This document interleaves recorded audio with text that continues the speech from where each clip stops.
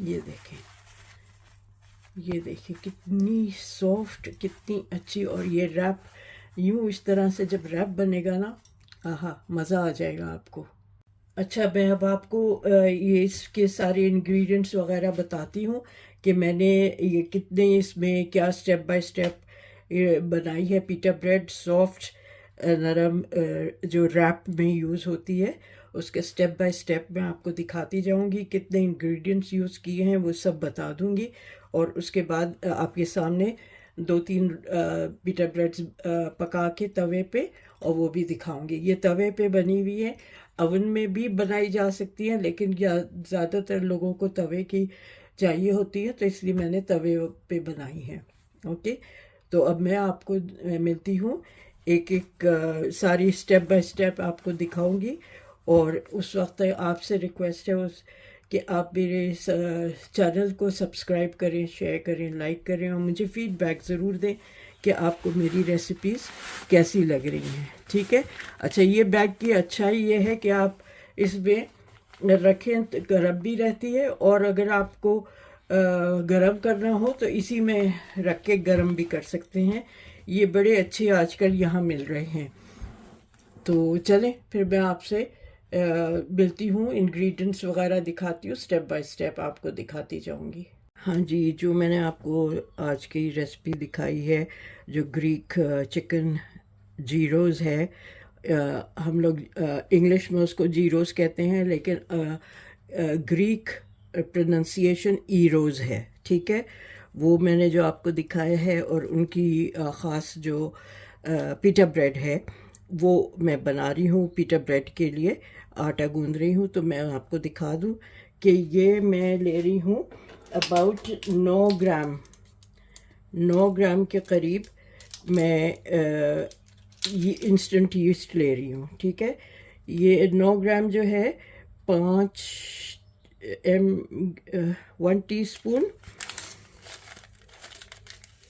और another 4 grams.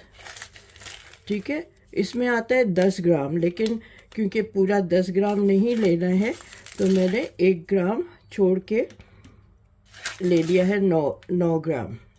Okay, तो ये इसमें आएगा। इसमें मैं चीनी डाल रही हूँ 2 टीस्पून, और इसमें लेवल से 2 टीस्पून है, और 480 ml लूक वार्म वाटर। ठीक है, बहुत तेज़ गर्म पानी नहीं है, लूक वार्म वाटर है। और इसमें साथ में मैं डाल रही हूँ 1 टेबल स्पून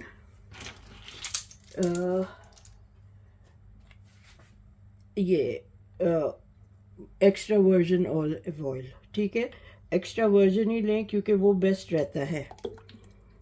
आपको पता है ये जो मेडिटेरेनियन और ग्रीक रेसिपीज़ हैं, इसमें यही जाते हैं। ठीक है, ऑलिव ऑयल ही यूज़ होता है इटालियन ग्रीक इन रेसिपीज़ में। तो बस ये इसको मैं अभी थोड़ा सा स्टर करती हूँ, और इसको एक्टिवेट होने के लिए छोड़ दूँगी। नमक नहीं डाला है इसमें, चीनी हेल्प करती है उसको एक्टिवेट होने में। तो ये मैंने इसको इसमें कर दिया है। अब मैं इसको छोड़ दूँगी जब तक कि ये एक्टिवेट हो। ठीक है, इतने में मैं आपको आटा गूंद के दिखाऊंगी जब ये एक्टिवेट हो जाएगा। तो जी, आज मैं मिक्सर में आटा गूंदूंगी, तो उसके लिए मैंने ये निकाल लिया है मिक्सर। इसमें डालूंगी मैंने ये छान लिया है कॉर्नफ्लावर, और ये मैं डालूंगी 640 ग्राम्स।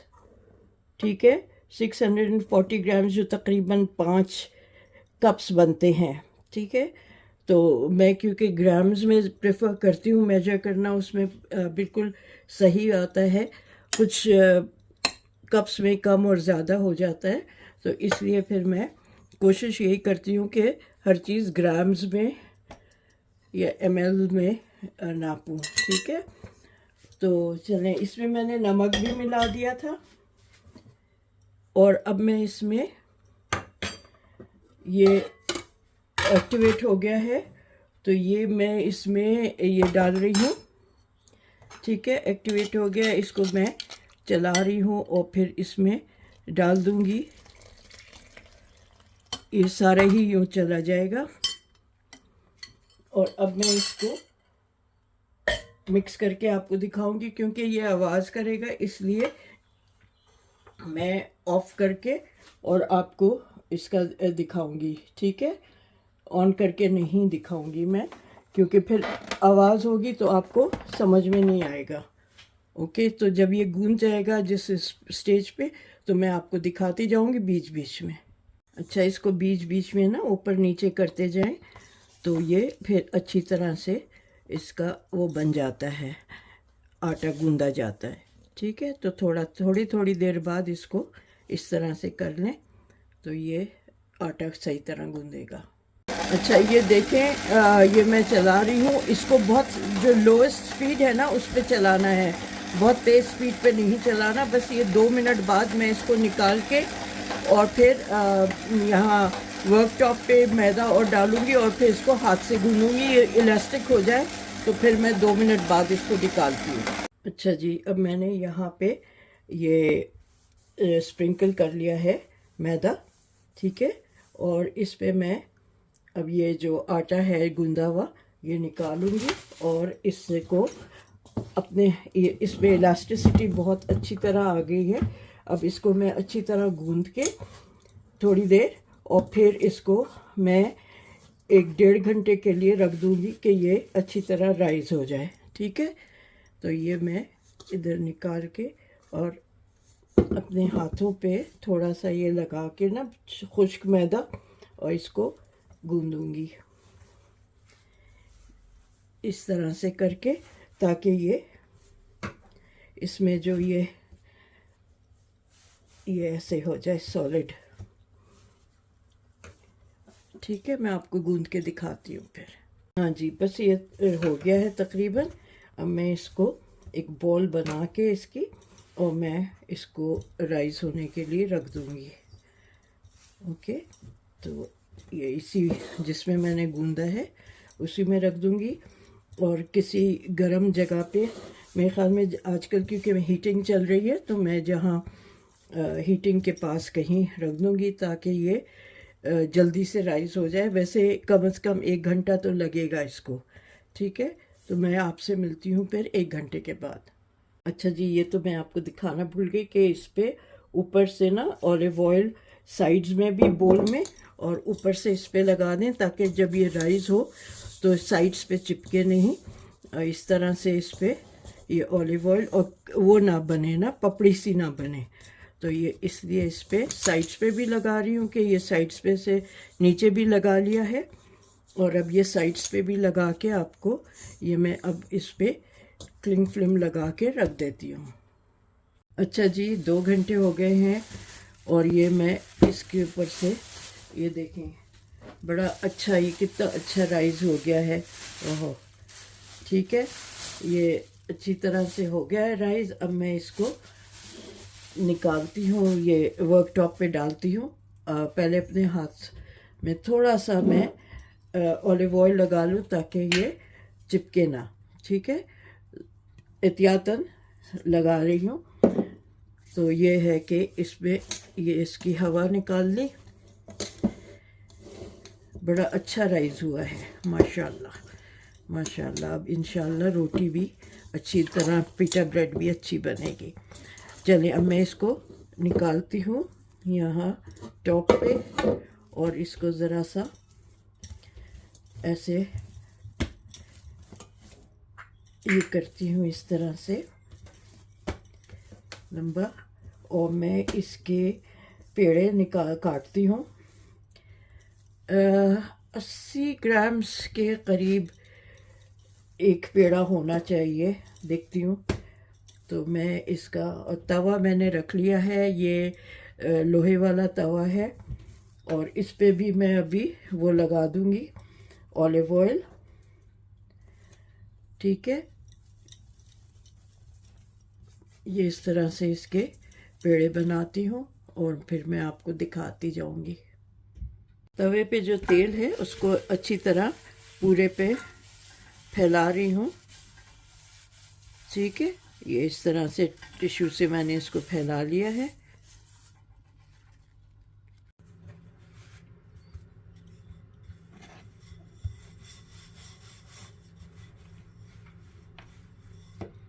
जैसे जैसे हाथ बैठता जाता है ना, हैंडल करना इजी हो जाता है।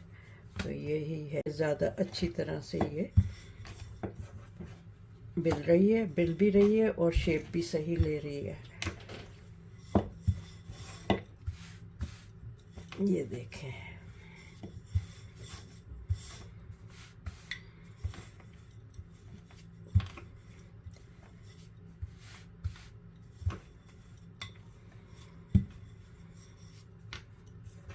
मैं तवे पे थोड़ा सा तेल और लगाऊंगी क्योंकि 2 रोटियां उस पे बना ली हैं। अब वो बिल्कुल, मैं इसको पलटती हूँ। ये देखें,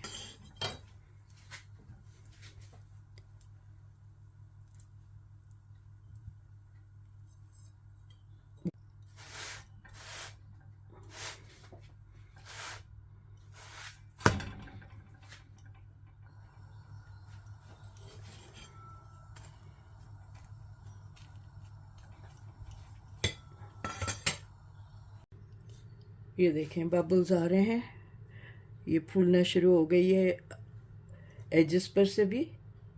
बस अब इसको मैं पलटती हूँ। ये ठीक है, अभी हाथ नहीं लगाऊंगी इसको, ज़रा सा इस ये फर्म हो जाए, फिर उसके बाद इसको ज़रा सा जलाऊंगी।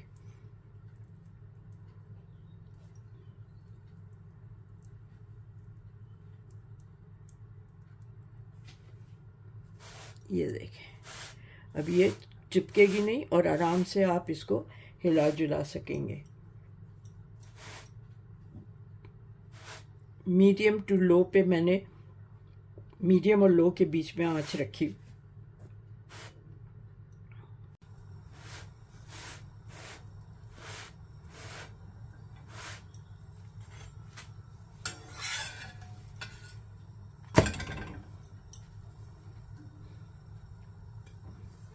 ये देखें,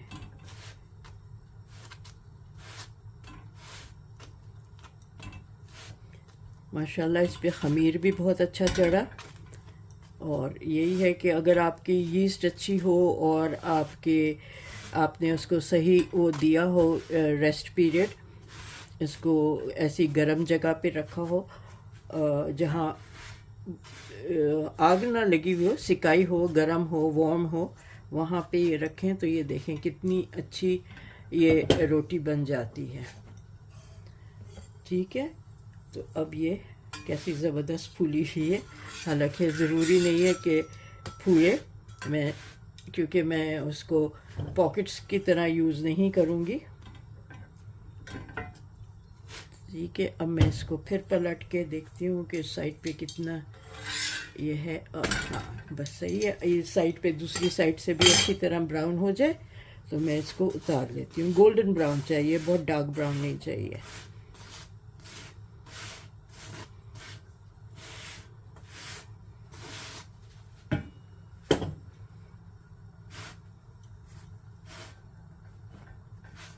ये देखें बिल्कुल परफेक्ट माशाल्लाह। चलें मैं अब और बना के आपको सारी दिखाती हूँ। ऑलरेडी ऑल टुगेदर 10 पीटा ब्रेड्स बनेंगी।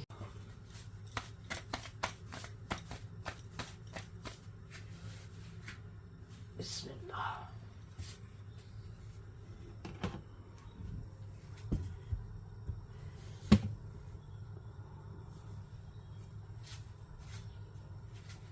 देखें कितनी ज़बरदस्त मज़ेदार फूली हुई है। ये देखें जी, इतनी अच्छी फूली है ये वाली। 2 रोटियां रह गई हैं।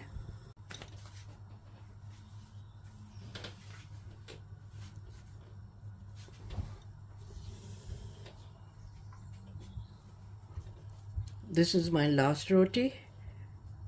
तो मैंने कहा आखिरी रोटी भी आपको दिखा दूँ, फिर मैं आपको ये दिखाऊंगी कि कितनी सॉफ्ट और मुलायम रोटी है और रैप्स इसमें कितने अच्छे वो चिकन रैप बनेंगे ये।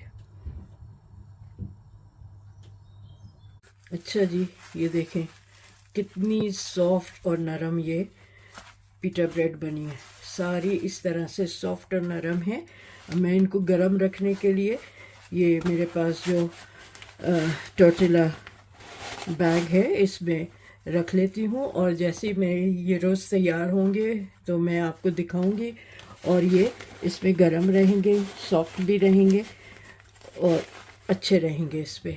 तो ये जो मैंने 640 ग्राम्स आटा लिया है उसमें ये 10 रोटियां बनी हैं।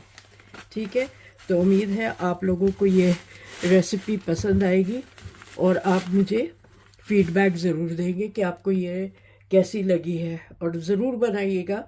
बहुत अच्छी, बहुत आसान है ये रोटी बनानी।